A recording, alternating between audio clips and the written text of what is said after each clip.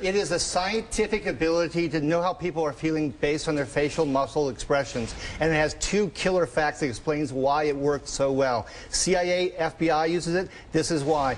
Even a person born blind has the same facial expressions as you or I. Really? It's universal. This is real-time data. You really get a clue into how people are reacting, what triggered them, because it's the face is the only place in the body where the muscles attach right to the skin. What struck me the most from this debate was the level of cynicism still by the voters. They wanted a lot of drama. They got a lot of fact slinging back and forth.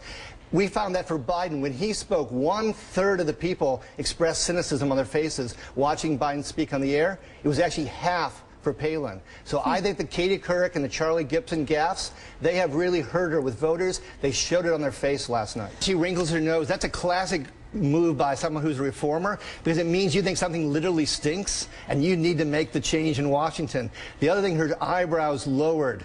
That is anger. Anger is about determination to make a difference. So there she is, very, very on emotion.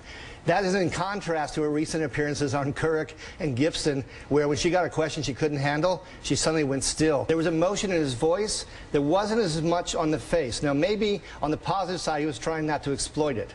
On the negative side, when the corner of the mouth came down, a little touch of sadness, a little bit of resolution, anger, but he could have emotionally connected, I think, a lot more with the voters. Speaker after speaker came to the podium to talk about McCain as a war hero. Right. They have made a very decided decision to say, we're not going to compete so much on the issues as we're going to compete on character. It reminds me of Bush, before said, I'm almost not going to run as the incumbent. I'm going to run attacking John Kerry's character. So this is really fundamental to his whole story as a hero, and what we're getting here is obviously Sarah Palin was on TV to speak very enthusiastically, as she did, about him as the maverick, but also about him as the hero. Here it seems a little bit of that was taken away by the voters' reaction.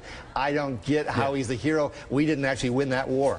Doesn't matter whether it's poker players or politicians, we do give away how we're feeling, and the voters in this case in Minnesota did the same thing. Dan Hill, the author of FaceTime, it is interesting stuff.